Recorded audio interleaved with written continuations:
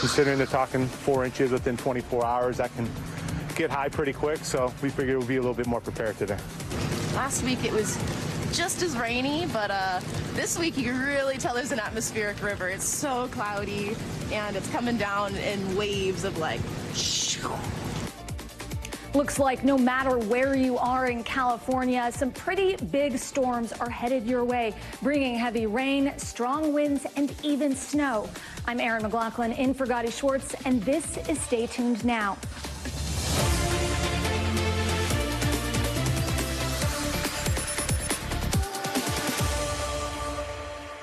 The biggest threat from this first storm is the high winds and heavy rain that has been slamming parts of Northern California all day.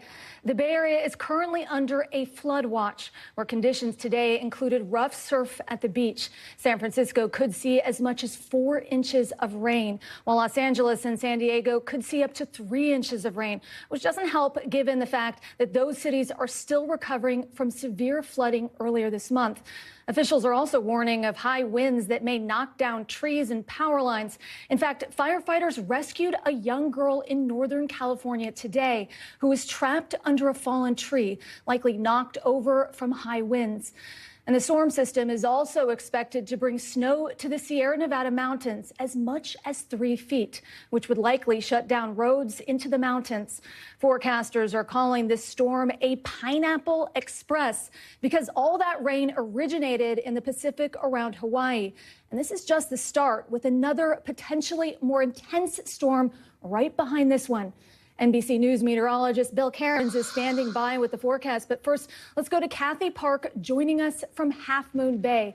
Kathy, talk to us about the conditions you're currently seeing on the ground there. It looks pretty windy. Yeah, hey there, Erin. You can definitely see the wind gusts right now. The rain has really ramped up. This is something that we've been kind of following throughout the day today. But this is just a preview of what's to come, because this storm system is expected to ramp up in the next couple of hours. So during the evening commute, which is going to be pretty soon here in Northern California, the rain is really going to come down. Behind me is the Pacific Ocean. You can see how ferocious the waves are right now, just crashing over the rocks. But ahead of the storm, California officials were urging people to get ready. We actually saw a lot of crews out and about today, just kind of fortifying the levees throughout the state. Crews out just clearing the drains as well, because flooding is a big concern.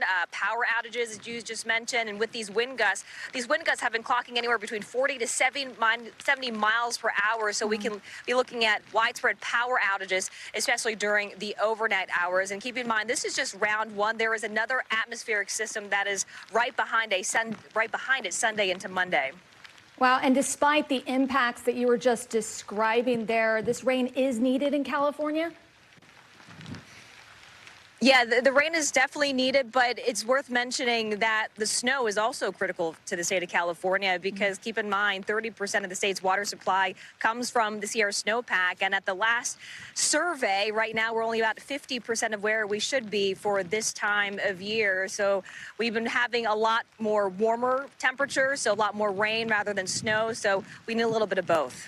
Erin? Kathy Park, thank you so much. Now let's bring in NBC News meteorologist Bill Cairns. Bill, what sort of impacts are people seeing right now from this storm?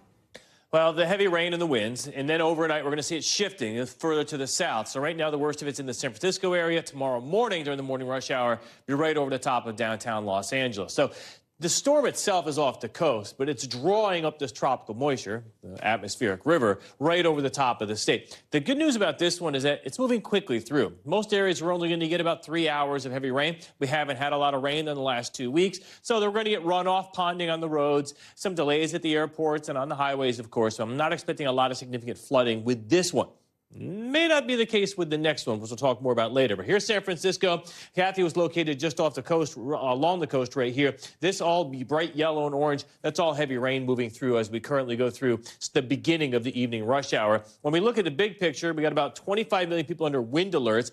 Thankfully, only about 20,000 people without power right now. By California standards, that's almost like an average day. Flood alerts, 21 million, and we haven't had any flood warnings, at least not yet. And then as the snow goes, it's only the highest of elevations. We're above like 8,000 feet for the snow. So additional rainfall, about 1 to 3 inches, and that will include Los Angeles tomorrow morning during that rush hour. So that's going to be problematic. And then as far as other issues go with the winds, I haven't seen anything that's been like alarmingly high. A lot of wind gusts right now, 23 in Portland, so Oregon's doing okay. Further to the south, there's a 47-mile-per-hour gust, 29. Typically, you have to get really high 40s into the 50s to start getting power outages, and we're just not seeing that. Half Moon Bay, that's right where Captain was located, just had a gust of 44 miles per hour at the coast. So you kind of get the idea there. This is a atmospheric river, but not all of them are devastating. Yeah, and brings me to the question, is this normal? Is it normal to see back-to-back atmospheric rivers like this? Some winters it is, especially El Nino winters, which is like what we're in right now. And this next one is Sunday into Monday is the timing of it. So here's how it's going to look. And what's different about this one is it's going to stall out longer. That means whoever sees the heavy rain will get more rain than this storm. This storm's like 1 to 3 inches. Some areas will get overall 2 to 4. Some areas up to 8 inches. And we're targeting mostly Southern California at this point. So they're going to get the rain tomorrow, and then that next batch will come in along with high waves and gusty winds. So if we're going to get significant flooding in California, Aaron, it'll probably be Monday of next week. This is the primer. The next one's the trouble. Wow. Bill Cairns, thank you. Well, tonight, the Biden administration says its response to a deadly drone attack on U.S. troops could last weeks. U.S. officials are describing the upcoming retaliatory strikes as a campaign. The attack killed 3 American soldiers and injured more than 24 others at military outposts in Jordan. The U.S. blames Iranian-backed militias operating in Iraq for the attack. As the U.S. finalizes what targets it will go after, the commander of Iran's Revolutionary Guard issued a warning today that no U.S. threat will be, quote, left unanswered. NBC's chief international correspondent Keir Simmons has more. Tonight, new details on the expected American retaliation for a deadly drone attack on U.S. troops, for which President Biden holds Iran responsible.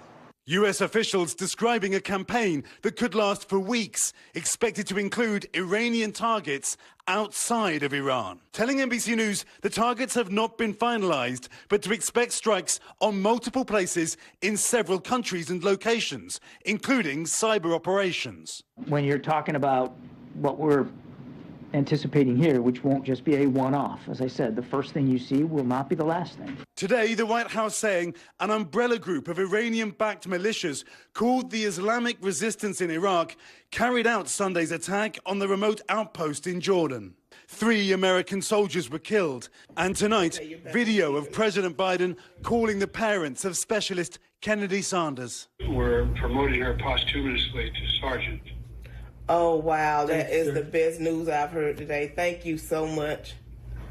You don't know how much that means to us. But there are questions tonight.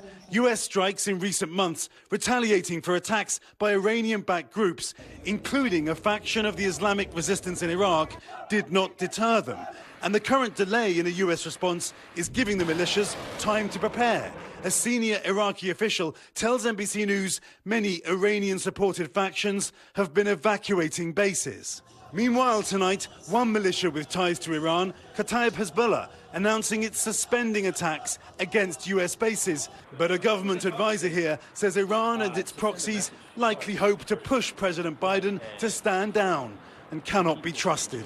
They're still maneuvering. They are still collecting intelligence. They're still planning additional strikes on U.S. targets.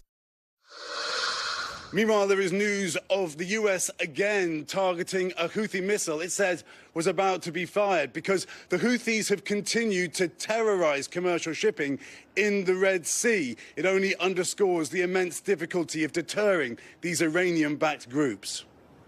Keir Simmons, thank you for that report. New details about a hostage deal in the works between Israel and Hamas could come as soon as this week. And it appears it would be a much longer pause in fighting than what took place during the first agreement in November. NBC's Raf Sanchez has more on what's at stake. A proposed deal to pause the fighting in Gaza for 2 months and free the civilian hostages being held by Hamas is hanging in the balance right now as the region and the world waits to see whether both Israel and Hamas can say yes to this agreement. Remember, it was hammered out over the weekend in Paris at a meeting of spy chiefs, including the CIA director, Bill Burns.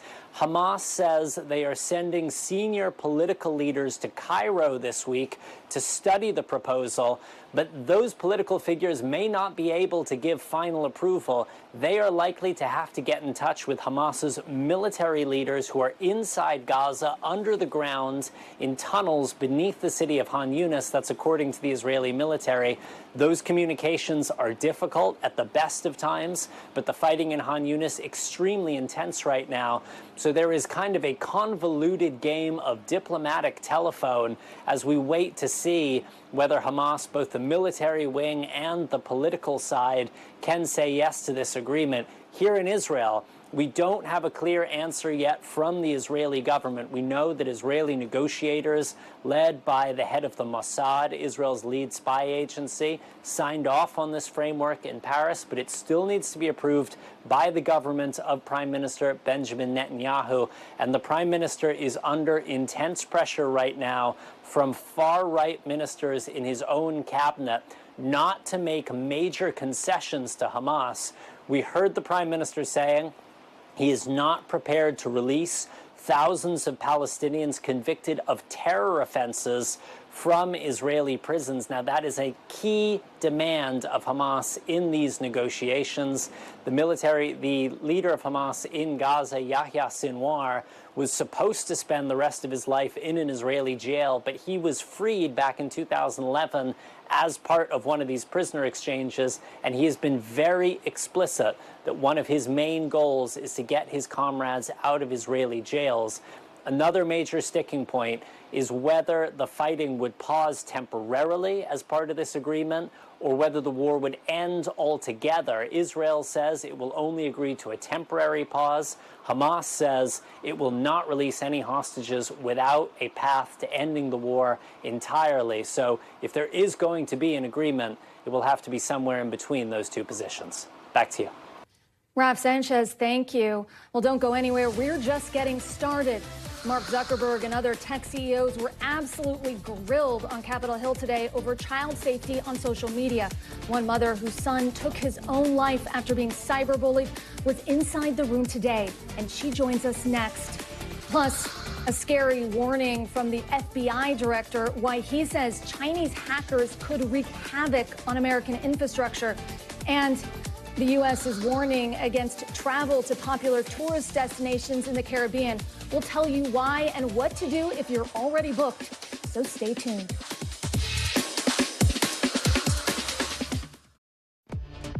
Welcome back. Here are some of the stories happening out west that we're following. A balcony railing at a Waikiki hotel came crashing down from the 5th floor yesterday. The metal railing did not hit anyone directly, but 2 people sustained minor injuries while escaping. They refused to go to the hospital. The loud impact startled beachgoers. One person said they were leaning on the rail just hours before the collapse. Officials say it's unclear what caused the railing to give way. Utah is now the latest state regulating transgender people's access to bathrooms. They're requiring people to use bathrooms, public school locker rooms, and government-owned buildings that match their sex assigned at birth. Utah joins at least 10 other states that have passed similar laws that seek to regulate which bathrooms trans people can use.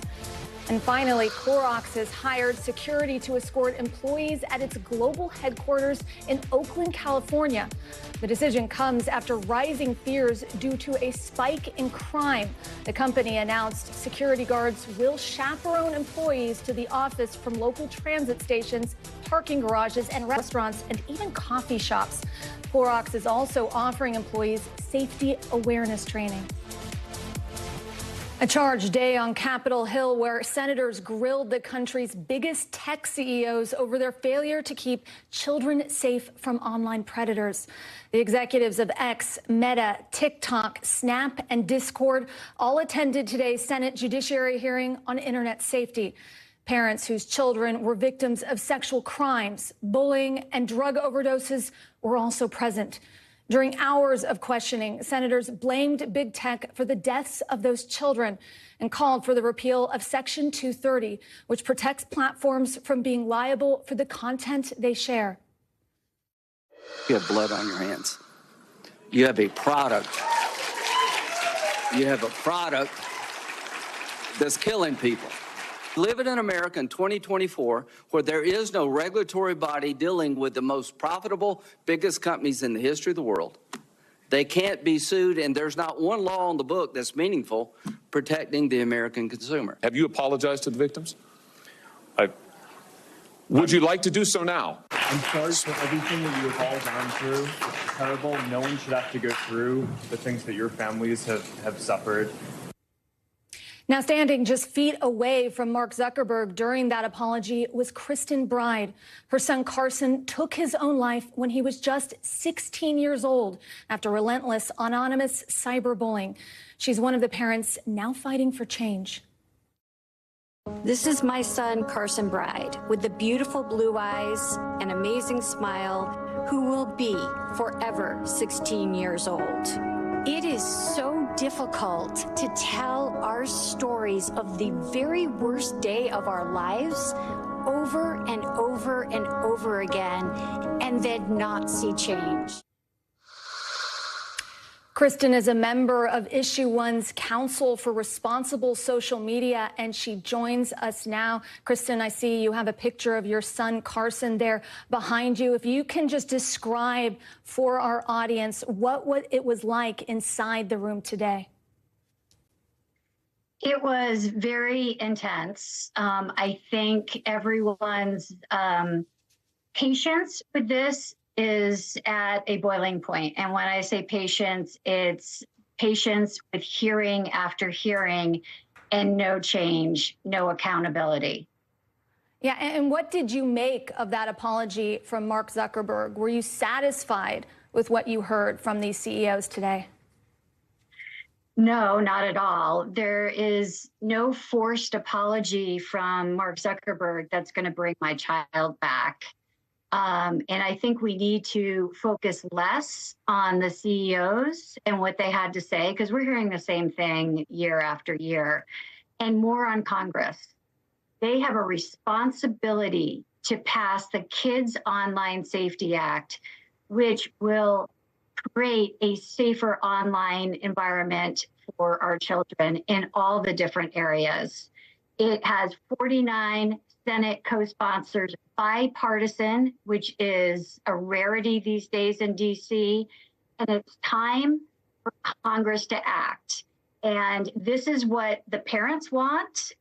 This is what their voters want, and they're going to feel the pain in their elections if they don't come on board and hold big tech accountable, finally. And do you feel the momentum is moving in that direction? Absolutely. I think that we are finally at a point where every single person, even older senators, realize we have a very serious problem. This industry will not self-regulate. And so it needs to be done for them, unfortunately, or we are going to keep seeing more kids die. And in the meantime, what advice do you have for parents that are struggling when it comes to navigating social media? It's really difficult. One of the things that COSA would do is require the safest level of protections by default. Right now, it is impossible for parents to learn every single app and navigate that maze of protections that are on products that are constantly changing. And so my advice would be wait as long as possible to give your kids access to this. But we waited until Carson was in 8th grade and 9th grade for Snapchat with private account settings, and yet this still happened to him and our family. And we will never be the same. Kristen Bride, I am so sorry for your loss. Thank you so much for joining us tonight. Thank you for having me. Also on Capitol Hill today, the head of the FBI issuing a major national security warning, saying Chinese cyber attacks could wreak havoc on critical infrastructure. China's hackers are positioning on American infrastructure in preparation to wreak havoc and cause real-world harm to American citizens and communities if and when China decides the time has come to strike. NBC News Justice and Intelligence correspondent Ken Delaney has more. The FBI director sounded the alarm today at a House hearing about China's efforts to attack American power grids, transportation systems, and communication networks. Christopher Wray said China's hackers are positioning on American infrastructure in preparation to wreak havoc and, as he put it, cause real-world harm to American citizens and communities. He also announced a major takedown of a Chinese hacking operation on American soil dubbed Volt Typhoon. He said the FBI ran a court-authorized network operation to shut down that Volt Typhoon attack, preventing China from preparing to destroy or degrade civilian critical infrastructure. But despite that victory, Wray and other officials said at the hearing that China poses the world's greatest cyber threat, and they say Americans remain vulnerable. U.S. Cybersecurity Chief Jen Easterly described the devastating impact of a potential massive Chinese cyber attack, saying it could take down cell phone networks, water treatment plants, air traffic control systems, and parts of the power grid. Easterly said China believes that sort of attack would crush any American will to defend Taiwan from a Chinese invasion. In a statement to NBC News, a Chinese government spokesman denied that China hacks into foreign networks, calling that irresponsible criticism. Back to you. Ken Delaney, thank you. Well, coming up, 4 NHL players have been charged with sexual assault. We have the details. But first, you gotta see this. A gas line explosion is what caused this raging fire. These flames burst out of pipeline in Oklahoma last night and shot over 500 feet into the air. The local fire department said they could see the blaze from 25 miles away. 9 different agencies rushed into action to secure the scene. By 3 in the morning, the fire was under control and the line closed off. Thankfully, no one was hurt. We'll be right back.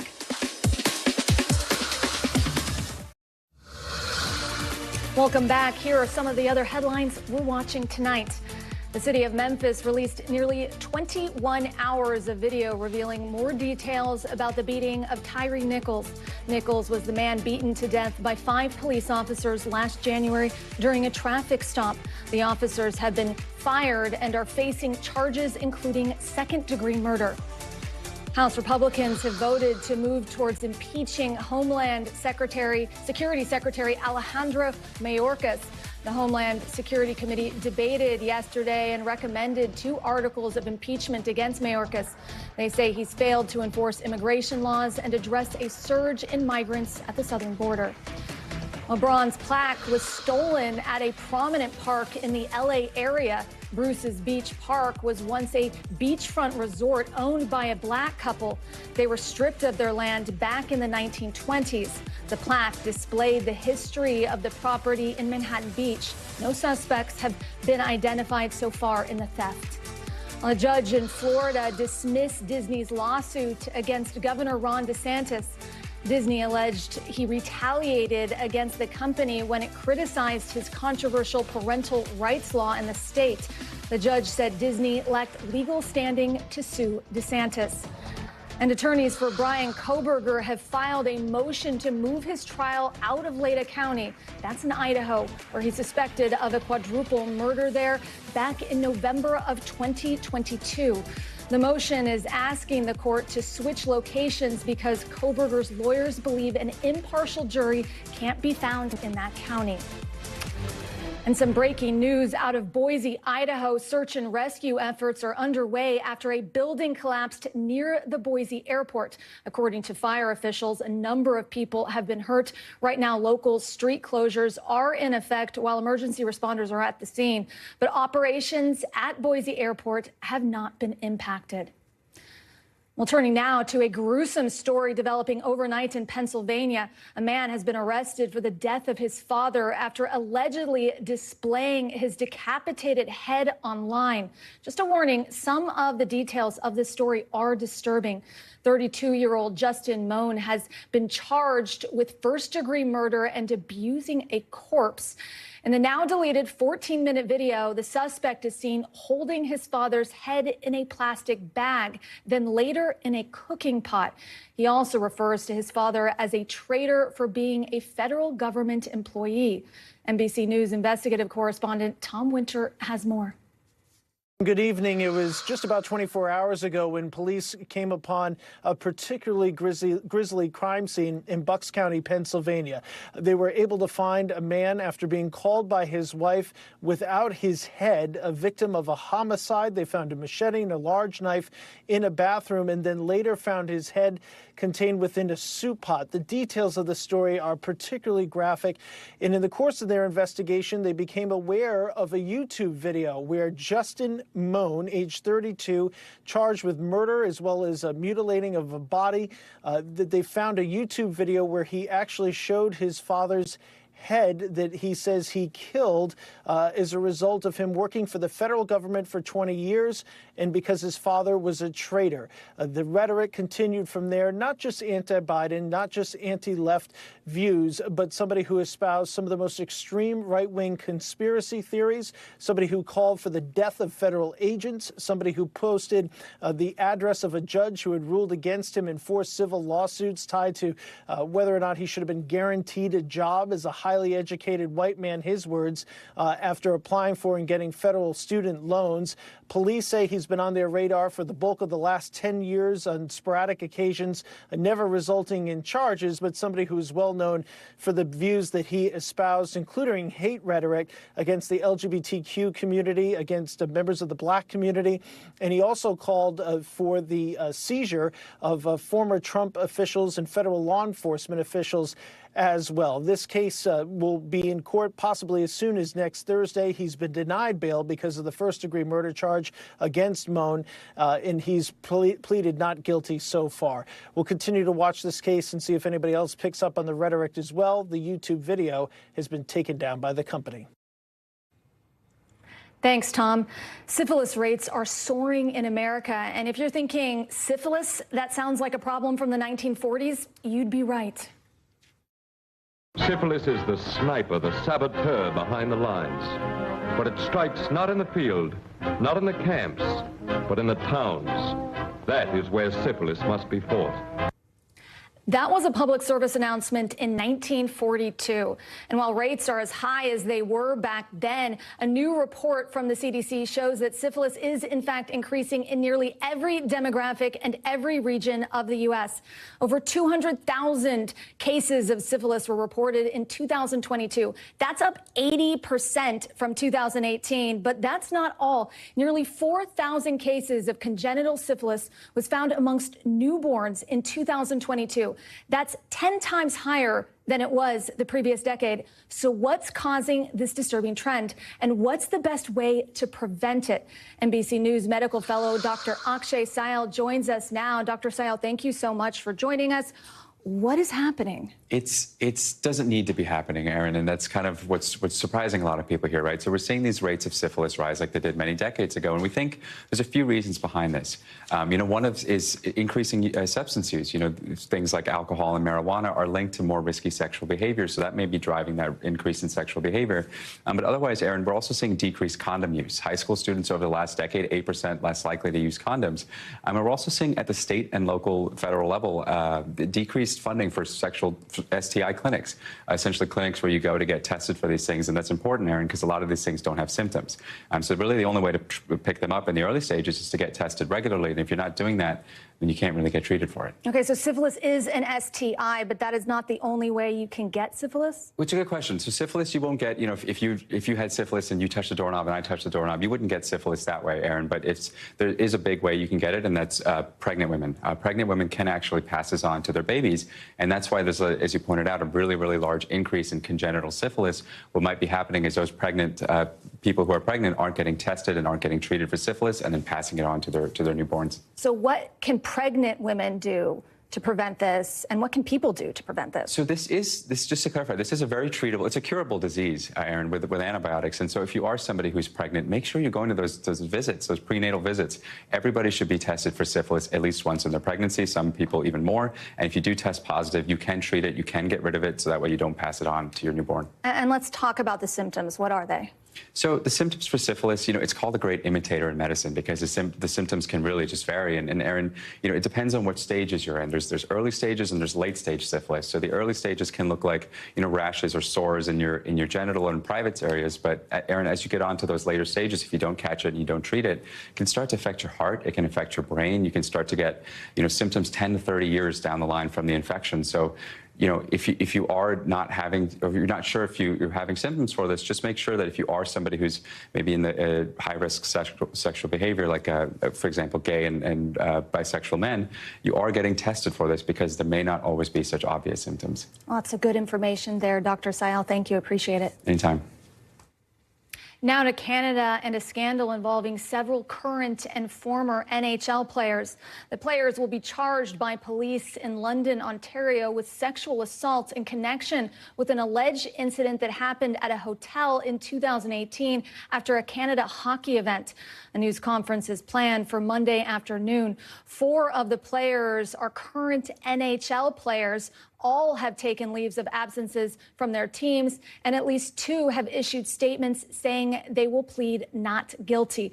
A 5th player, ex-NHLer Alex Formenton, turned himself into Canadian police on Sunday. His lawyer released a statement which says in part, quote, Alex will vigorously defend his innocence and asks that people not rush to judgment without hearing all of the evidence. Well, joining me now is Ian Mendez, a senior NHL writer for The Athletic. Now, it's been almost 6 years since the alleged victim reported to police. The case was initially investigated and dropped. So what changed and what is the evidence? Yeah, Aaron, that's the great question. And you alluded to the Monday press conference in London, Ontario, 2 o'clock on Monday. That's the question I think a lot of us are going to be asking. What happened in 2018 when the complainant in this case, and we only know their initials, it's EM, went to police, they made the complaint, the police in London investigated it and closed the case. So what changed? What new facts do they have? What new information have they gleaned?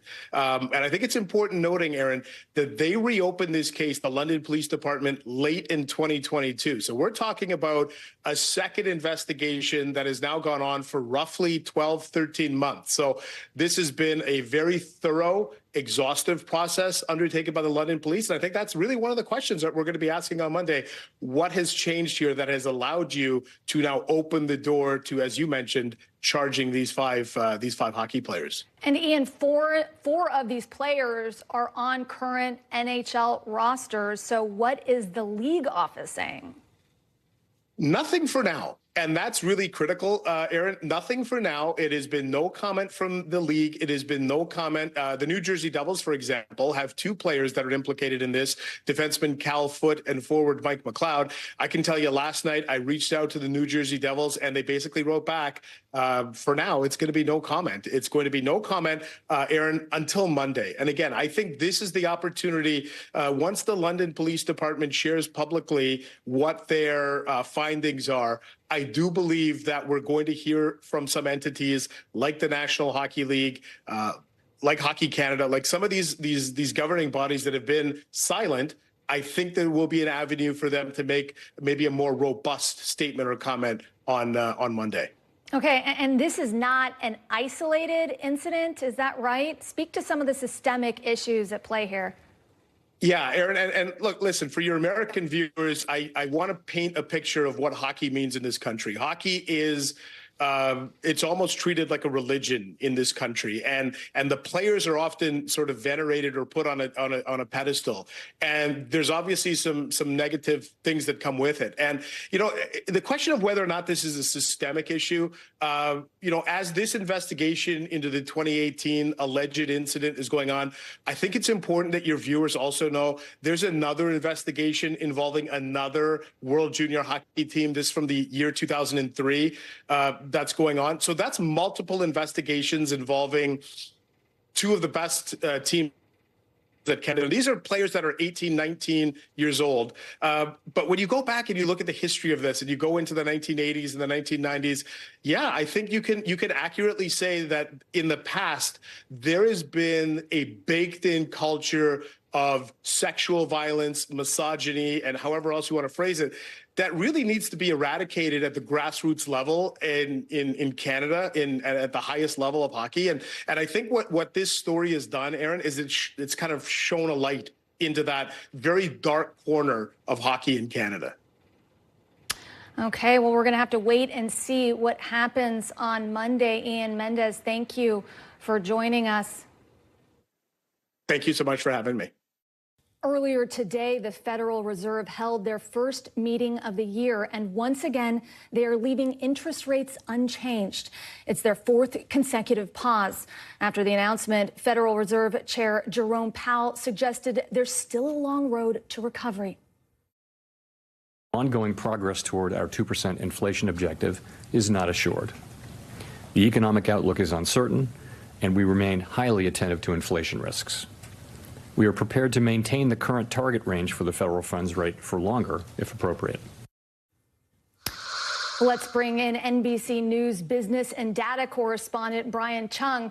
So, Brian, what can we make of this, and what does this mean for the average American? Yeah, Aaron, I mean, there's a lot of Fed speak, they call it, right? It's kind of economic talk that doesn't make a lot of sense. But for Americans, they're wondering, I've experienced pretty high mortgage rates last year and pretty high credit card rates. So how is this going to address what are those borrowing costs? Well, that's what the Federal Reserve does when they set their interest rate policies. It has an impact on how much it costs you to take a loan out to go get a house or to pay off your credit card bills. And what we've been hearing from the Federal Reserve leading into this year was that they could possibly begin cutting interest rates sometime in 2024, which means, okay, that could provide a little bit of relief on both of those things that I mentioned when it comes to borrowing costs. But interestingly, in that press conference, which we just heard from Jay Powell, he also said, I don't think I can see an interest rate cut happening in March, which means maybe it's later on in the spring, perhaps May, or even in the summer that they'll cut those interest rates, which again could mean that people might have to be a little bit more patient to see their borrowing costs go down. Yeah, and he said that back in December. So you're expecting those interest rate cuts to still happen, but just later in the year? Yeah, and the Federal Reserve Chairman was saying that right now the Federal Reserve sees themselves in a place to cut interest rates at some point in 2024. The problem is we don't know the precision by which they would begin doing that. And we have to remember that all of this is in the purpose of what the Federal Reserve has been trying to address, which is high inflation. That's the big story in this economy. It's a big political hot button as well. But here's the thing. Inflation's come down, but it's not yet mission accomplished. That's the reason why the Federal Reserve doesn't want to let up on their interest rate policy, which has had the effect already so far of lowering inflation. We haven't had massive job losses yet, which means that, okay, maybe that says the Federal Reserve could be in a place later on this year to start to remove some of the aggressive interest rate hikes that they did last year. But not quite yet. That was the message from the Fed chairman. Yeah, and lots of folks are standing by waiting for those cuts. Brian Chung, thanks so much. Well, still to come, if you're planning a trip to the Caribbean, you'll want to listen up. The U.S. is warning against visiting some pretty popular islands. We'll explain. But first, a woman was just arrested in Colombia after police found 130 poisonous frogs inside her luggage. They were hidden in small film canisters, and apparently they cost up to $1,000 each. So you do the math. The toxins these frogs contain are enough to kill a small animal. The woman says she was given the endangered animals as a gift from a local community in the country. We'll be right back.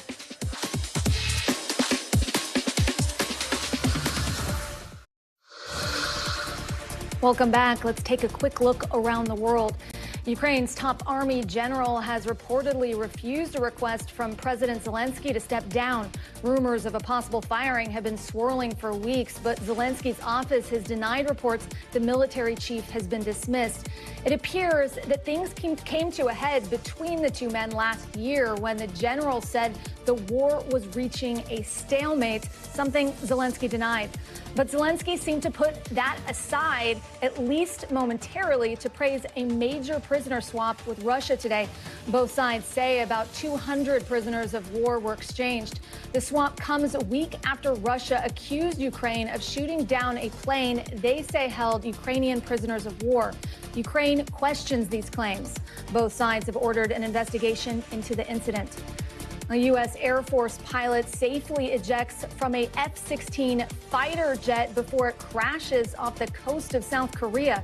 Today's crash is the second time in as many months this has happened to a U.S. pilot near the Korean peninsula. U.S. military officials say the pilot was picked up within an hour of the crash and taken to a nearby hospital. The cause of the crash is still being investigated. And thousands of French farmers, a lot of them on their tractors, continue to protest over increased taxes as they make their way to the French capital. Over a dozen of them were arrested today after tractors barricaded major highways into Paris. The protests are around 2 weeks old and now spreading elsewhere in Europe. The U.S. State Department is out with new travel warnings for some Caribbean nations.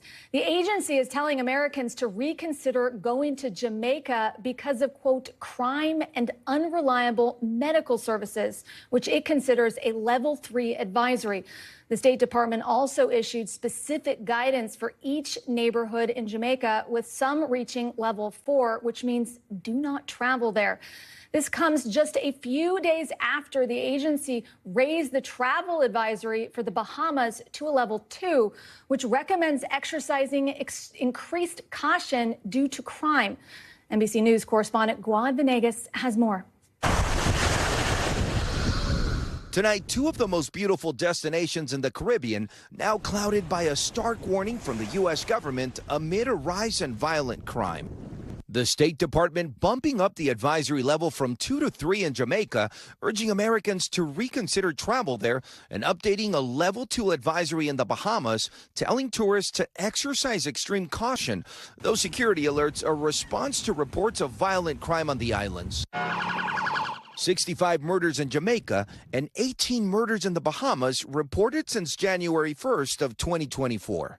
The U.S. Embassy in Jamaica warning of home invasions, armed robberies, sexual assaults, and homicides, detailing that sexual assaults occur frequently, even at the all-inclusive resorts, and that local police do not respond effectively to serious incidents. In light of these startling numbers, the island's police force increasing patrols and adding officers. We exceed 1,200 police officers joining the force per year, which of course now means that we are actually growing the force. Jamaica's National Police pointing out the number of homicides have actually dropped by nearly 20% compared to January of last year. And the U.S. Embassy in the Bahamas alerting visitors that murders have occurred at all hours, including in broad daylight in the streets, pointing to retaliatory gang violence as the primary motive. The persistent cycle of violence and crime has been a dark cloud over our nation. But the Bahamas foreign minister still encouraging travelers to visit, saying in part, while we acknowledge that states have a right to inform their citizens traveling abroad about potential risks, we do not believe that there is any elevated or increased security risks to tourists traveling to the Bahamas. Is there any practical advice you can give to tourists that are still planning to go to these locations? The main thing that we always talk about is to maintain situational awareness. Folks are buried in their phone. They're not paying attention to their surroundings. They are posing for their pictures that they post on Instagram and social media, and that makes them an easy target.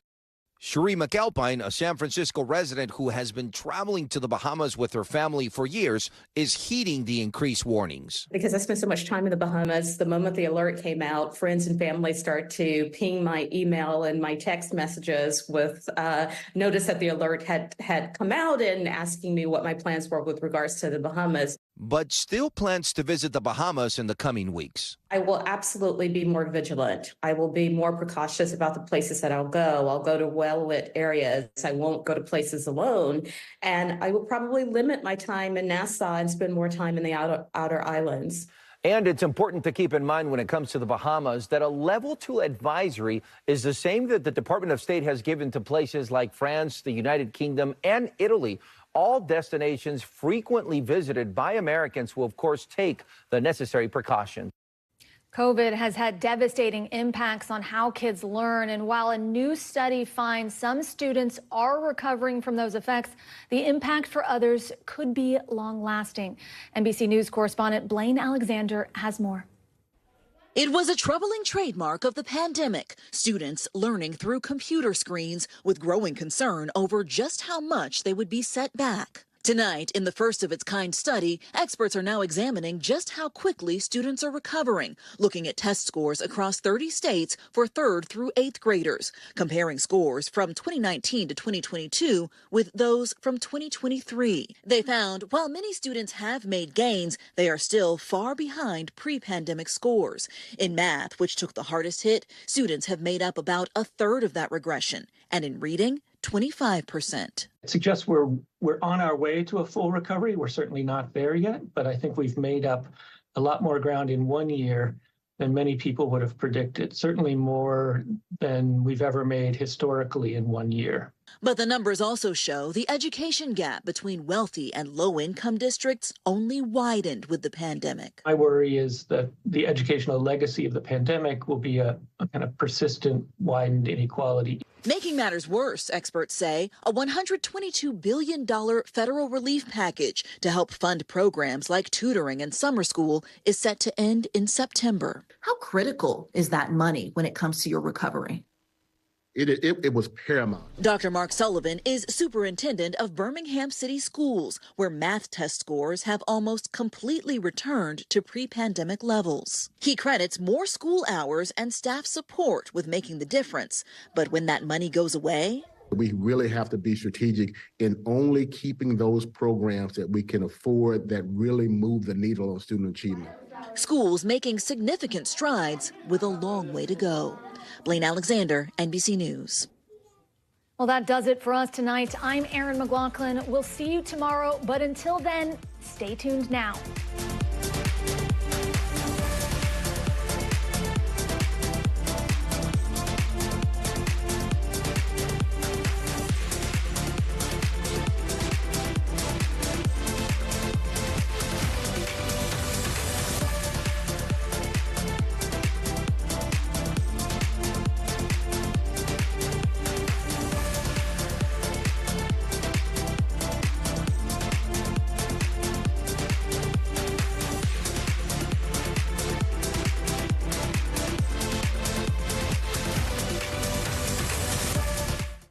Thanks for watching. Stay updated about breaking news and top stories on the NBC News app or follow us on social media.